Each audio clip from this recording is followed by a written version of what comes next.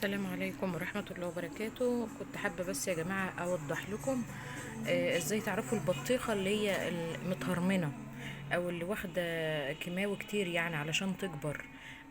علامتها هي بتبقى كده يا جماعة، بصوا كده.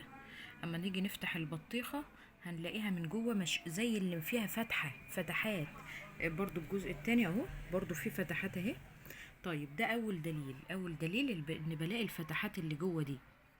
طيب الدليل التاني اللي بنلاقي ايه بقى، شايفين دي يا جماعة، شايفين دي الحتة دي حاجة كده زي صفرة، وتيجوا تبصوا عليها او زي الحتة دي كده، زي اللي ايه مستوية كده او مهرية قوي. طيب في علامة تالتة أقوى من الاتنين دول، يعني مفيش أقوى من الشق طبعا. الشق اللي جوه ده هو ده بيبقى البطيخة كبرت فجأة نتيجة الهرمونات اللي هي خدتها.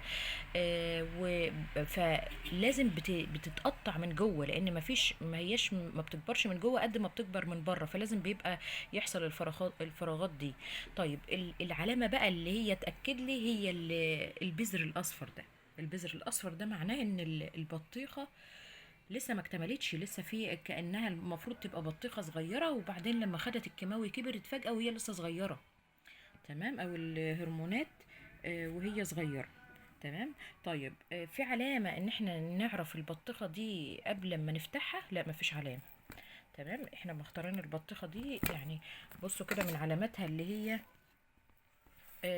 هي فيها الحته الصفرة زي ما بيقولوا، الحته الصفرة كده ومستويه، ونقول ايه ده، شوفوا مستويه ازاي، وعلامات قرص النحل فيها اهو، ونقول ده هي كويسه قوي، وعشان كده نختارها، وفي الاخر تطلع ايه، متهرمنه وما ينفعش تتاكل زي دي كده.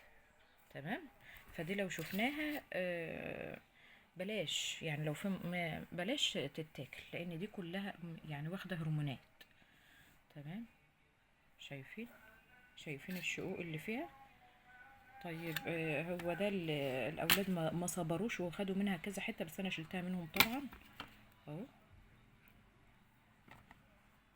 فدي تعرفوها يا جماعه ان هي دي ما ينفعش تتاكل.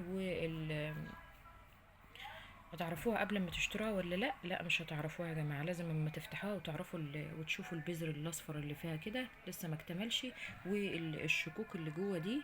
البطيخه الحلوه بتبقى ما فيش فيها فراغات من جوه، اللي خدت راحتها في ان هي تكبر، ما بيبقاش فيه الفراغات دي لانها بتكبر بشكل طبيعي، انما دي كبرت فجاه فاتشققت كده. شايفين شايفين جوه اللي جوه ازاي. وبعدين العلامه الصفرا دي علامه مش كويسه، دي اللي المفروض كل ده ما يتاكلش. تمام اهو. فراغات برضو في الجزء التاني، الفراغات دي دليل على انها كبرت فجأة. والدليل التاني اهو ان البذر اصفر. فربنا يكفينا ويكفيكوا شر الحاجات الوحشة يا رب، ويحفظ اولادنا يا رب، اللهم امين. والسلام عليكم ورحمة الله وبركاته.